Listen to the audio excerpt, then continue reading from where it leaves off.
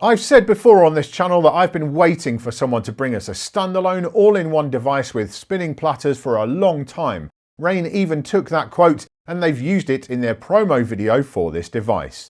And now that dream has become a reality with the System 1, which combines the Engine DJ standalone experience with easy switching to software and those spinning platters. There's lots and lots to talk about, so let's get right into it. Rane have been on a bit of a roll recently when it comes to producing gear which is basically designed to make me happy. Well, not actually me specifically, but certainly DJs who think like me and have the same needs as I do. I'm a heavy user of stems, and the 4 brought a level of stems controls along which we'd never really seen before. But I'm also a dedicated user of spinning platters, whether on real turntables or controllers, and so along came the PERFOMER, basically a 4 but with motorised jogs. Then last year we got the ONE MKII, which refined the original One design, but added in dedicated stems controls and the wonderful hardware effects already found on the 4 and PERFOMER, and yes, I'm a lover of hardware effects too. Of those 3 devices, the PERFOMER is definitely the one for me, and it's been my most used controller over the past couple of years by quite some margin. Those devices were all excellent in their own ways, but there was one other thing they all had in common. They were just controllers. To use them, you still needed a laptop, or you could also use an iOS device in the case of the ONE MKII. As most of you will be aware, for some years, Rane has been part of the inMusic stable of brands, which includes Akai, Numark and Denon DJ. Those are all distinct brands, but there is some crossover with technologies behind the scenes. And when it comes to Numark and Denon DJ, we've already seen a major link, as you can buy kits from both of those brands, which runs another inMusic project,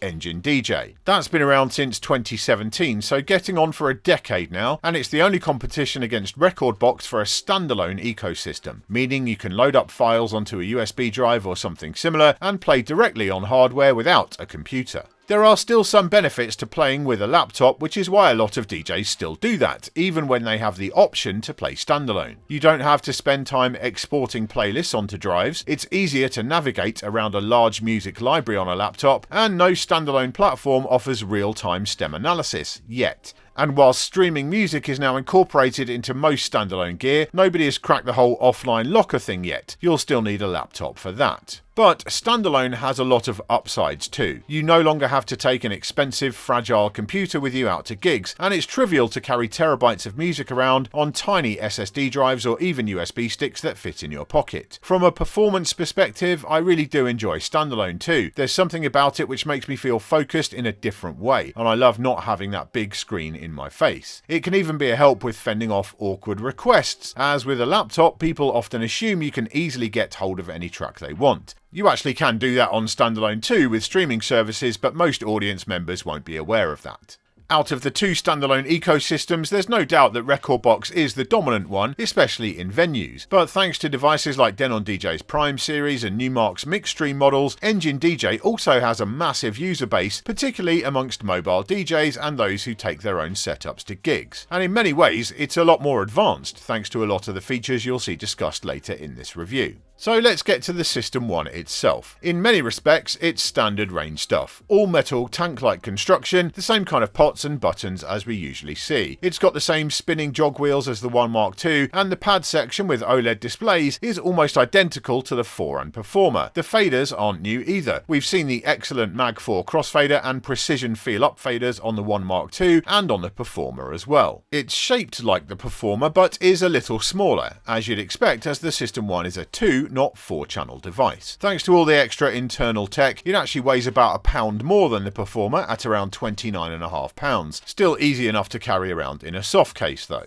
But what is new, of course, is the central 7-inch HD multi-touch display, which is the front end for the embedded Engine OS. And behind that lives the most powerful processing yet seen on an Engine device, with a new Omnisource system architecture, which brings a new set of abilities to Engine that we haven't seen before, most importantly including seamless switching between a computer and other music sources. Naturally, there is a cost associated with all of this. The System 1 is going to have a street price of $2,500 in the US, around $500 more than the PERFOMER. That is a big number, but I think some context is needed. To use a Performer, you'll need a decently spec'd laptop, and scoring one of those for $500 is going to be a challenge. And comparing with the competition, the years-old Pioneer DJ XDJ RX3 is almost $2,300, and the 4-deck Alpha Theta XDJ AZ is a wallet-melting $3,500. On the engine side of things, the Denon DJ Prime 4 Plus, again a 4-deck device, is $2,200, but that doesn't have quite the same amount of horsepower as the System 1, and there is clearly a cost involved in speccing motorized platters on any device, which the Prime 4 Plus doesn't have. So no, I really don't have an issue with the pricing of the System 1. It's a premium device in terms of cost, no doubt about it, but it feels premium in pretty much every other way too. As with most inMusic products, the existence of the System 1 did leak a bit earlier than planned, but for once it's not their fault. It's due to pictures coming from the shop floors of an unnamed retailer. Let's call them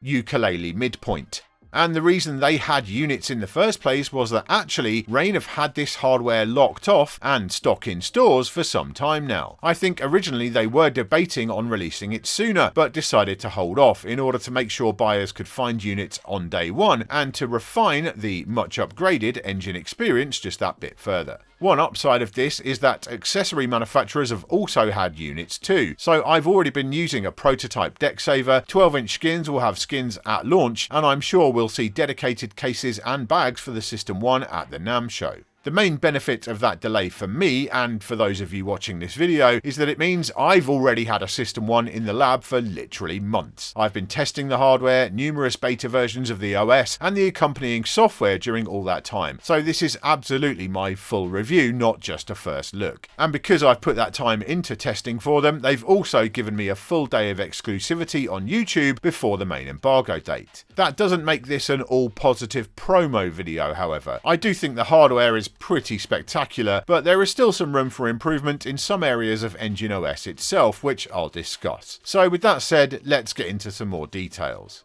I've already mentioned the tank-like build quality, and there are just no surprises there. The same goes for the sound quality too. All the specs here are basically in line with the Performer, which I've used on a huge variety of systems, large and small, since its release, and that has sounded great everywhere. I also won't linger on the jog wheels. They're the same high-torque direct drive 7.2-inch ones as found on the ONE MKII and Mark II, and they work equally well. You can use existing custom control discs that are designed for those older devices, and there's nothing to stop you drilling out any small hole 7-inch records you like and using those, as long as you don't mind a bit of exposed slip mount. Aside from the display, the main hardware differences between the Performer and the System 1 come in the area of connectivity. The outputs are familiar with balanced XLR and unbalanced RCA master outs, plus a hardware stereo mono switch, which I always love to see. The booth is on balanced jacks. I know some people prefer the XLRs from the ONE MKII, but I'm a jacks guy personally. Power is delivered to the internal supply via a locking IEC connector, all good there. Where things are cut down from the other Rane devices is when it comes to inputs. The two mics have combo XLR and jack sockets, my preference, and there is a pair of RCA sockets for the line level aux input. But it's worth being aware, if you had visions of using the System 1 as the centerpiece of, say, a turntable setup as you can on their other controllers, that is not happening, as there are no phono or even line inputs on the main channels. Instead of analog inputs, the System 1 gets basically all the media inputs and more that anyone could ever ask for. There's one dedicated USB-C port to go out to your computer or mobile device. Some people might wonder why not 2 ports for that, but a second audio interface would bump the price up, and on the System 1, changeovers between laptop DJs can be simply achieved by loading a track from Engine or a streaming service while you swap out computers, so I have no beef with that. Then everything else can be used for media drives. There's an SD card slot, 1 USB-C port and 3 USB-A ports. Plus, as with some Denon DJ gear, there's a slot for a 2.5-inch SSD to be installed inside the unit in the base. This means that without any further expansion, the System 1 can handle 6 different media sources at once, plus a computer and streaming platforms on top. Pretty incredible. There is one thing which you might have to take up one of those USB ports with, a sound switch micro DSP DMX interface or control one. Sound switch, or engine lighting as the embedded version is called, is a really killer part of the engine ecosystem, and I do think that maybe Rane have missed a trick here by not including a DMX interface and output socket on the System 1. As it is, with the right hardware attached or when just using smart lighting, engine lighting works superbly on the device. It's trivial to automatically export your lighting data via engine on desktop at the same time as your music. Before we get into my very long demo, let's talk about software support and Engine OS more generally. The System 1 has Serato logos on it, so naturally it will be supported in Serato DJ Pro, and it's great to see that relationship is still strong after the turbulent events of recent years. It doesn't sound like the update will be available right at launch, but it won't be far behind. Also coming along very quickly, no doubt, will be support from Virtual DJ, but also Algorithm's DJ Pro, and this for me is actually the most exciting prospect. Because, as with the ONE MKII, but unlike the PERFOMER, the System 1 is core audio compliant, and so it's going to work with iOS and probably Android, not just Mac and Windows. And I believe, although this is not 100% confirmed, that the display will also be supported on iOS too. If so, that's going to be awesome. I can totally see myself leaving my laptop at home and using an iPad and DJ Pro with the System 1. Why does software support really matter? Well, let's talk about the state of engine. It is a very, very powerful OS and reliable too, but in some areas, just like with Rekordbox, it's not quite state of the art when compared to software. My personal main issue on Engine is with the beat gridding. I'm afraid Algorithm's fluid beat grids have kind of ruined anything lesser for me, and the grids in Engine are definitely nowhere near that level. I also don't find the manual gridding as intuitive as it is on, say, Serato. And unlike on Rekordbox, you can't access streaming music in the Engine desktop app, set up your grids there, and export that metadata. It has to be done on device. And then there's the subject of stems, which, as I've explained, I'm a heavy user of. Unlike Rekordbox, Engine does at least have stems, which is impressive in itself, but they have to be pre-analyzed in the accompanying Engine software, then exported to your drives. This is time-consuming and also takes up a massive amount of space. I analysed most of my library in anticipation of taking the System 1 out to play, and my 24,000 stems files take up almost 500 gigabytes. Plus it took forever to do. And to make things worse, the stems created through that process aren't even the best in the game, not quite being up to the standard of Serato Virtual DJ or DJ Pro. And then there's the question of stems and streaming music as well. Not all streaming services support stems anyway, but the ones I use, Beatsource and Beatport, do. And so it's really frustrating that I don't have the ability to use stems with those tracks in Engine standalone, whereas I can in software. What I can say though is this: the Engine team made an attempt at real-time stems analysis on Engine a while back, but that didn't quite pan out. But they've told me they have not given up on that idea, and thanks to the more powerful processing and new architecture on the System 1, it seems pretty likely we'll see something on that front sooner rather than later. inMusic are already pulling off pretty impressive real-time stem analysis on their a-trak line of MPCs, so I'm confident they will nail it for Engine eventually.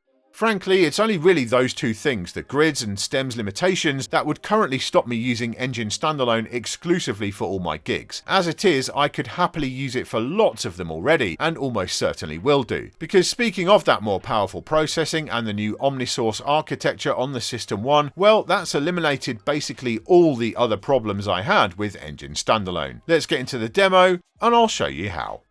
Right, demo time. I'm going to rattle through this as quickly as possible, but it might still take a while because A, there's a lot to look at here, and B, I'm conscious that a lot of potential buyers of the System 1 might be new to Engine in particular, but also maybe to standalone in general. So it's important to kind of get across what this thing is capable of. First of all, let's talk about sources. We have a ton of different USBs, SD card slot on the back, SSD slot in the base, and obviously your cloud stuff, so Dropbox, your streaming services, and computer control. And in particular, with the System 1, out of the gate, it's going to be Serato DJ Pro will be the first to be released. And the thing is with Engine in the past, where it supported software, it worked well. But to go between standalone and software control, you basically had to reboot the device. It wasn't a decision you could make on the fly at a gig. You kind of had to choose before you started playing. Those days are gone, right? So let's look at the sources I have connected here. First of all, I have an SSD inside the unit. That's there. That's got Engine music exported from the Engine desktop software. Then we have this USB, which again is exported from Engine, and that's, tracks are coming from Engine onto the stick, and then it's loading up here. Then we have another USB, this one in USB 4. This is a Rekordbox USB stick that I exported a playlist out from Rekordbox. It converted that, read it, and so now I've got that playlist from Rekordbox right there. Then we've got Beatport, into the playlist there, and I've got Beatsource. And of course, I am just connected via Wi-Fi. There is no hardware Ethernet link here. You can use USB to Ethernet, but it's all being done over the Wi-Fi. And I will point out as well, it remembered my Wi-Fi network. Every time I turn this on, it connects automatically. So that's your streaming, right, and your local files. Serato DJ Pro, and this is what you could never do before. I can just click in, and there it is. There are my Serato playlists. I can scroll through those. I can load up whatever I want from here and have it playing at the same time. Let's do that now, right? So I'm going to load this Serato track to the second deck. I'm going to go back to my USB. That is a slight bug in this early version I'm using. It keeps asking me to load my preferences. And let's go into this playlist here. I'm just in the collection. Let's go into the playlist. There we go. We'll just go in the collection and let's load up a track there. So now I have, that's playing from Engine and that's playing from Serato. The other big difference is you have RGB waveforms now in Engine, like you do in Serato. You can see the waveforms match very closely in how they look, and well, they're identical. And I'm much more of a fan of this RGB waveform look than the old kind of bluey green look from older Engine. This for me looks way better.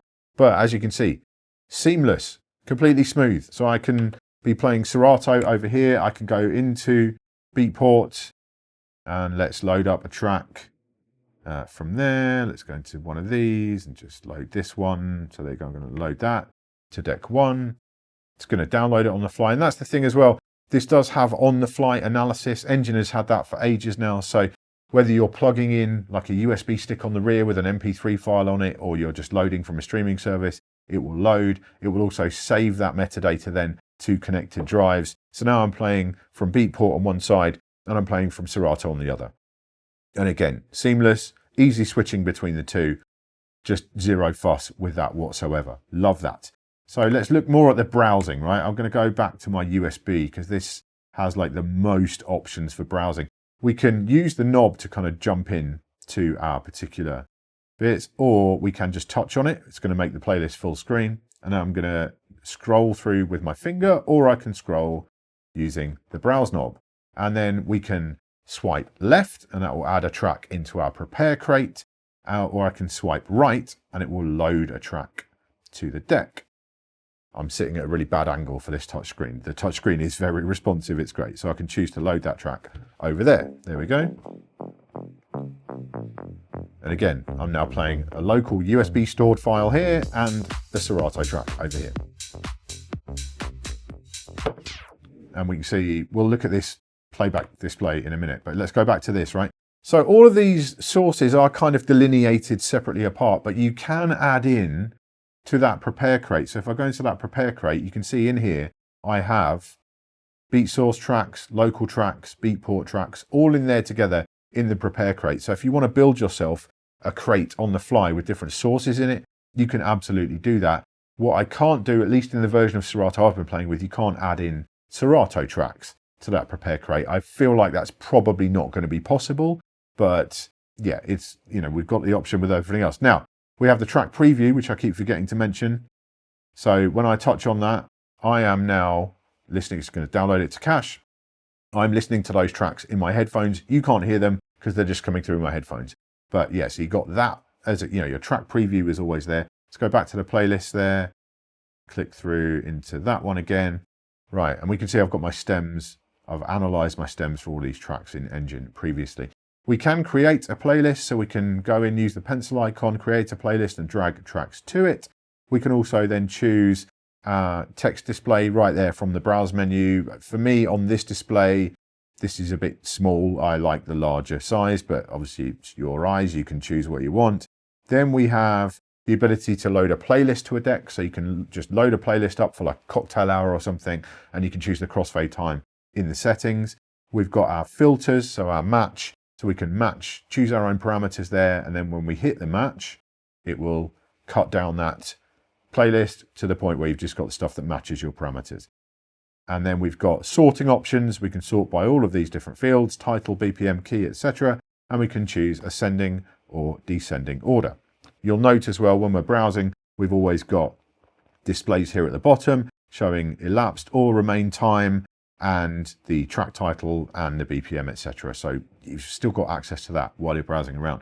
There is that prepare playlist. We've also got history. We can access that, and we have folder. So if you have as I say, if an event booker gives you an MP3 on a USB stick, you can plug it in the back, browse to the folder, and load it up. We also have searching, of course. We can search where we want to search. We can search within a playlist, or generally we can search as well.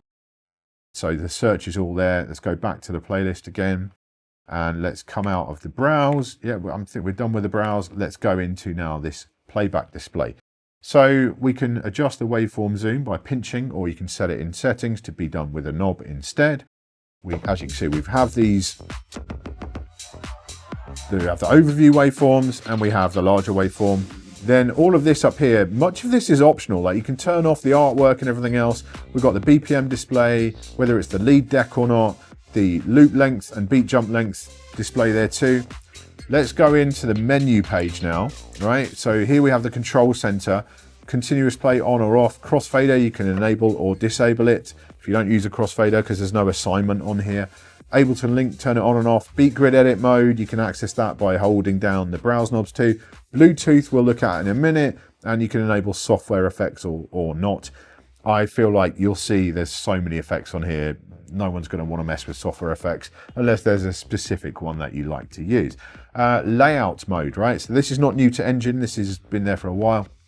Obviously, you've got 3 different views, and you can set them up to your preferences and then switch between them as you like. So with this one, let's change over on view number 1. As you can see, we had vertical waveforms. Now we have horizontal ones, right? So you're not tied to one or the other. For my money, I'm a vertical waveform kind of person. And from my perspective, I feel like horizontal waveforms on this vertical screen look better than the vertical waveforms on a horizontal Engine screen. So like on something like a Prime Go, the vertical waveforms are really squished. On here, I feel like the horizontal ones still look, there's enough room to work with, right? On those. I think that's pretty useful as a view. As I say, I'm a vertical guy, so I prefer that generally, but let's go back. So we can choose the vertical waves. We can have performance library on the screen or not, so you can have tracks visible on the screen at all times. We can hide other bits, whatever we want to do. All of these options are there. You can have day mode. You know, day mode is probably blowing out on the camera, but we have day mode there as well, easily accessible. So the layout functionality is really good. And just because this screen is vertical, you're not losing anything, you know, compared to the regular horizontal Engine displays. Looking at that, we've got profiles. So that's all your settings for like playback, cues, loops, and locking, and everything else that you have that is saved to your drives in Engine or not, or you can save it to the Engine account, all of this. So that's your profile. Then we got into the settings itself, and you can see there's just dozens of settings to look at. We're not going to look really at any of those because that would make this too long. But one thing I will point out, you can change the crossover points on the EQ. You can change how the split cue works, cutting distance on the crossfader, effects, mic and aux, all your different services you can turn on or off, and about an update. So yeah, loads and loads of settings to get into. We will skip over those for now. Coming back down to the bottom, we have another way to access the different sources. We also have Wi-Fi. We can do our settings for Wi-Fi. Bluetooth, I'm not going to waste time by playing you something through Bluetooth, but it absolutely works. You've got the aux and Bluetooth switch on the front to go between Bluetooth or the aux input on the line level, and you can just connect your Bluetooth, play audio directly into this, and you can just use it like that. It's very straightforward. You've got level control for it there as well. Yeah, you can see I'm not connected right now. I'm not going to do it. But there's the level for it on the front, and that's next to the sampler level, which we'll come to. Back into the menu. The other thing is, of course, Engine lighting. I don't have a Control 1 or a sound switch dongle connected right now, but you can see how it's going to work. You know, we've got the color overrides. We have the You can choose your venue that you've got. This engine lighting is sound switch. It's the same thing. Engine lighting is the embedded version of sound switch. It just works flawlessly on here. I've given you a little clip of that already, so you can see that in action. So that is that lot. I think we've kind of done those there. We could spend a lot more time on that, but we're not going to. Let's move on to the deck sections now. I'm just going to change my layout and remove the library to give us more space to see our waveforms here. Right, so the deck sections is kind of a hybrid of the Rane PERFOMER and the Rane ONE MKII. This whole section is very much Rane PERFOMER. The jog wheels are Rane ONE MKII. And look, these jog wheels, inMusic nailed these years ago. No drift, accuracy, feel great, love them, actually just love them, they're great. The section down here, so we've got these OLED displays which will give you information, so it'll give you like loop lengths, roll lengths. You've got the name of your samples, the stems, all of that. I've accidentally written mixed in key queued point names to this track here, but you can see it showing me them, right? And so you've got all that information accessible. The standard PERFOMER style cue, start, stop, and sync buttons. We have the hot cue mode. We have the roll. So we have regular rolls and triplet rolls. Got the sampler with that adjustable level on the front. You can assign the sampler to deck 1, 2, or the master. So I'm just adjusting the level on the front there. And of course you can put your own samples in that as well. Then we've got the stems. Now of course stems is a bit of a weird topic with Engine because Engine does have stems, but you have to pre-analyze them in the Engine software. And even then, they're still not the best stems in the game. They're all right, but they're not the best. So I'm looking forward to some changes with stems, either on the fly analysis, which they're doing it on MPCs now. You know, inMusic have it on the MPCs. I don't think we're that far away from it, but it's not there right now. And also just a general improvement in quality. But the functionality here is great, right? So let me just load up a track that has a vocal on it. Let's see, what can I find with a good vocal? Let's do summer kicks. Right, okay, so go to stems. We've got the standard on and off stems. We also have effects for each. So that's going to echo out the drums, echo out the bass, echo out the vocal.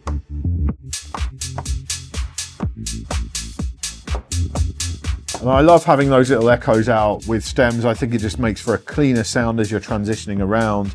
Really, really good. So yeah, the stems control on here, fantastic. And there's more to go as well, but yeah. Very happy with how that works. I'm just waiting for Engine stems to just generally kind of get picked up and improved a bit. We've got loop controls, so we've got on, off, loop in and out on shift, and you can halve or double the loop length either ahead of time or during the looping. Works perfectly, really happy with that on the PERFOMER, no issues here. Then we've got the instant acapella and instrumental buttons, which I love.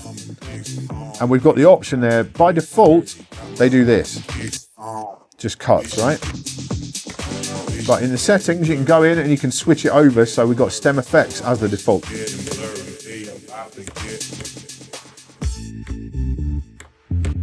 So I don't have to press shift to get that stem effects version of that. Love that, really cool. Another preference that I've got changed over, the key adjust. I don't use key adjust, I play everything at its original key, right? But some people do want it and I don't. And what I don't like is this is very close to the pitch bend and they're the same size and shape of buttons. And I'm concerned that I might accidentally change the key while doing pitch bend, which I do a lot.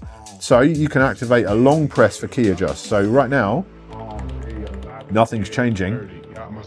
But if I long press, then it changes, right? So that's a really nice kind of safety feature. Can't accidentally do the key adjust. The pitch slider, long, accurate. It's one of these with a click in the middle, bit of a dead zone around it, but not too massive. Generally, I prefer a clean right through pitch slider with a reset button, but that's very much a personal taste thing. And yeah, it just works really well. We can go 33 or 45 RPM for the playback, key lock on and off. We'll come back to this in a bit. We have the break control, the stop time, so we can go super long or super short, whatever we want. Beat jump controls are great, right? So as with the loop down here, when I change the loop length, you can see that on the changing on the deck. You can also do that with the beat jump next to it as well. So if we change the beat jump length, let's change it to 64, and then we can jump back and forth. And if we just push down, it resets it to our default that we chose in the settings. Then we've got slip mode. Another feature I never use, but lots of people do. We can turn the motor off and have it act like a static platter device if we want. And then another option here is the sensor / silent Q. I use silent Q. I don't use sensor. So in the preferences, I've changed it to be silent Q. But you can have it as sensor if you'd rather. Your choice. My choice is silent Q. And if you hold shift, that's reverse. Back we go. Right, so that is your deck section. So obviously same on both sides. Mixer section, let's go. Right, so we've got curve controls on the front and reverse switches. You've got a tension adjust for the crossfader there, right accessible on the front panel. These are the precision feel adjustable faders, so they're the same faders as the Performer. Big upgrade from the ones on the Rane 4. Your queuing there, you can choose lots of options with queuing, whether it's like auto switches, whatever, yeah, loads of options. And you've got your Q Master blend on the front as well as your split queue. Now we're getting into effects here, right? And this is the bit that takes a long time. There's so many. Fader effects. We start with fader effects, right? Let's do that. So fader effects, hold down to choose fader echo, stutter verb, echo down and reverb down, all of which have different parameters. Turn them on. Cut the fader, off it goes. Let's choose stutter verb. Sick, just properly sick. Echo down. That kind of pitching down as it echoes out. Love that one. And then we've got the one I don't really understand, which is, I didn't do it. I don't really get that one. It just kind of cuts it and then does a reverb. I don't know. It's not the one for me, that, but there's 3 others that I absolutely love. You can also have it disarm automatically after you've used it. So let's go stutter verb, right? I've done it and now it's turned itself off automatically. So there are options there. But yeah, what a fantastic feature. Really, really good. Touch effects. I always forget about touch effects on everything that has them. I don't know why. It's just one of the... I've got a mental block about touch effects, but these are really dope as well. We can choose various different ones. We can decide whether they latch or are just temporary. We can assign again to channel 1, channel 2, or the master.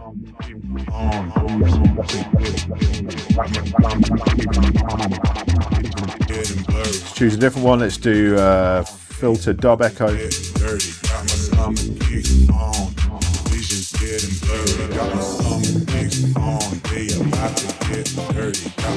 LFO filter.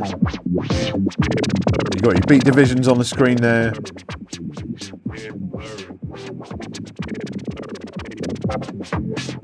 They're really cool. I always forget they exist for some reason. Now we move on to the actual main effects here. These are coming over from the Performer again and the Rane 1 MKII. These just rule. Like for the longest time, Rane's hardware effects were not all that. Now these are epic, right? So we've got echo. We can adjust our parameters. We have 2 different parameters we can adjust with this single knob just by clicking in and going between the 2. And then we've got the beat division on the little joystick. So here's echo. And in the settings, I have chosen to have it return to my settings. So when I go to a different effect, go back to echo, it's remembered my settings that I had there before. Reverb, recycle, pitch down. Love that one. Now that isn't rise. It says rise on there, but it's not. Why is that? Well, we'll come back to that. Echo out. Echo out. So instant echo out with no fader movement required. So yeah, why is that not rise? Well, because here we go. We can hold one of these down, any of these, and we can choose from all of these effects. Yeah, whatever you want. So let's go back to what it should be, which is rise.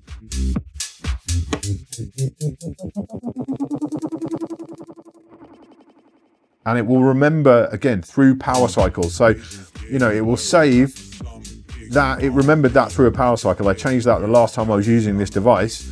and it remembered it, right? So it'll remember your parameters and it will remember your effects. So you can literally set up your own set of effects here. These rock, and there's so many good ones as well. I mean, I do love the stutter out. And you can just have them all completely your choice, completely saved. Fantastic, right? Love these effects. They're all post fader and post crossfader as well.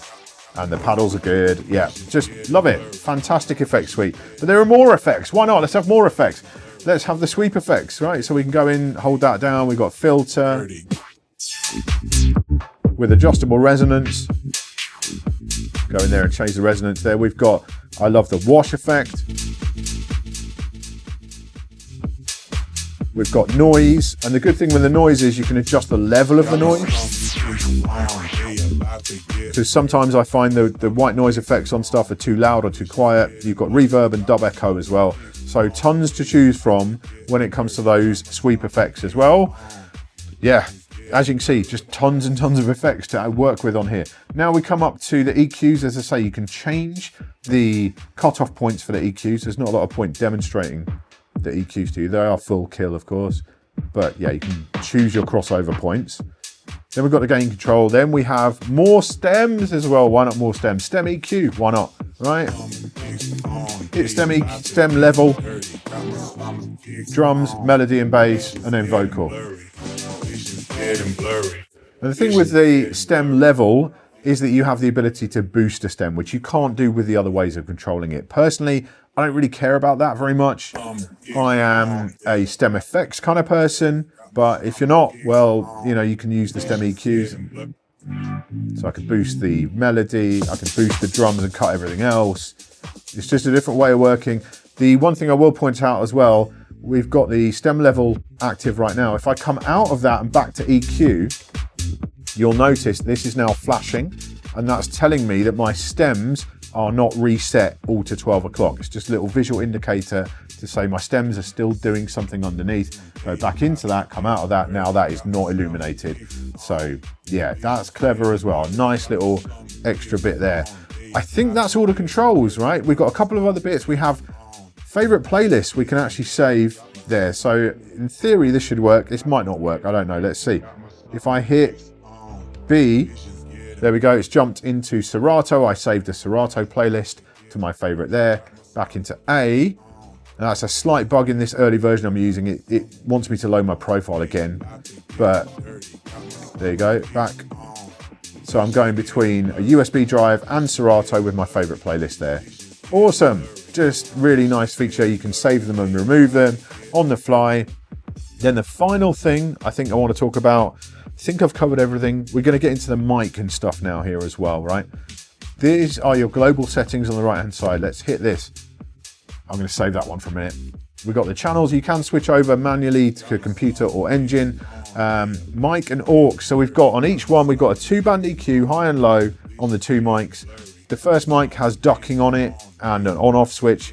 The second one just has an on-off switch. We can choose whether to send it to the booth or the headphones or both or neither. In my case, I'm recording audio through the booth and I'm listening in the headphones, so I need it. Mic anti-feedback, I haven't been able to test. I haven't been able to take this out anywhere, so haven't been able to test that in the wild. And then your mic effects, again, you've got a depth control and a switch on the front. And we can adjust the feedback and the echo speed. I can turn it up for the depth. And there we are. Echo. Or reverb. Why not reverb as well? So that's your mic effects. So all your mic stuff is really done through there. You can go into the advanced settings and then do the talk over threshold, all of that. You can EQ the aux input as well, all that there. So coming back to this now. This is my favorite feature, I think. I know it's going to seem weird, right? This is my favorite feature on this device. Output. We have a 10-band EQ for the master and for the booth, which we can adjust independently, plus or minus 12 dB across 10 different frequency bands. I think this is just some very professional stuff right here. You know, you need to tweak your sound, just eke out a little bit more treble in a certain room. You know, it's a poorly treated room and it's giving you some issues with the system. You can just go in and tweak, and then you can turn it on or off. You can reset it. I think that's magical. That is a wonderful feature. That's the kind of thing that I want to see in more products. which are, you know, targeted at mobile DJs and stuff like that. More post-processing. I want to see compressors, limiters, noise gates for the mic, all of this. Like, let's harness this digital tech that we've got in here. And that's what Rane have done with this. I love that feature. It's fantastic. Main VU meter, we can go pre or post the level knob itself, and there's a main output boost as well. So that little mixer settings is fantastic as far as I'm concerned. Recording, if you're not playing from streaming music, you can record everything that's going on with the device. I can record to any of my connected sources. I'll just record to the internal SSD, and when we come out and go to the playback screen, we have a time there for the recording, and it's flashing at me as well to let me know it's recording. Back into that, stop, I'm going to clear it rather than save it. But yes, you can record everything going on with the device apart from streaming music. And then the last global setting is a quantize on or off, and that does apply to a connected computer as well. So on my Serato screen right now, that is also turning quantize on or off, which I really love as well. So yeah, we've got that software control. You know, this over here on this deck, this is, and you can see I'm doing the touch there on the Serato waveforms and stuff as well. It's the Serato integration is not fully finished, right? Or in fact, is that, you know, that is Serato. I'm getting confused with my sources. But yeah, it's not fully finished, but it's basically working. And just the fact you can have both this engine over here or a streaming track over here and Serato on the other side. They don't like sync together. If you're a sync user, you can't hit sync and it goes across the different platforms and that. But honestly, just superb. I'm concerned I've missed something, but I don't think I have. I think that's most things done as concisely as I can. Yeah, this thing is just absolutely magnificent. Let's get to a conclusion. So there you go, my thoughts on the System One from Rane. I've spent months getting to know this thing, and as time has gone on, I've become more and more desperate to actually take it out and gig with it. Because whilst it might not be the best choice for every DJ who uses Rane gear, the System One absolutely ticks all of the boxes for me. There's room for improvement with every platform, but Engine is a proven, reliable operating system at this stage, which many DJs around the world rely on week in and week out. The inability to seamlessly switch between that and software control was one of the factors which held me back from using a lot of previous Engine devices in the wild, but that's no longer a factor on the System One. So here we're also seeing a pretty massive evolutionary step in how Engine works as an OS, and that gets me even more excited for the future of the platform. So whilst the spinning platters alone here would lead me personally to choose this over any other standalone all-in-one on the market today, that's not even close to the full story with the System One. It's such a feature-rich powerhouse and so flexible in how it works that I don't think much else really comes close. I'm hesitant to use such strong superlatives in these videos, but honestly, I think it's kind of a masterpiece. In the comments, let me know your thoughts on the System One. I'm especially keen to hear from those DJs who currently use Rane gear but haven't really messed with standalone playback at all. Is this going to be enough to get you to dabble in that world? And also, those of you who currently use other Engine devices, what do you think of the upgrades to the OS found on here? As always, sound off down below. Thanks for tuning in to this episode of Beatsource Tech. If you liked it, be sure to give us a thumbs up, subscribe and tap the bell so you don't miss any future videos. And hey, if you haven't already, you can try Beatsource for free and join DJcity for just $10. All the links are down in the description. I'll see you next time.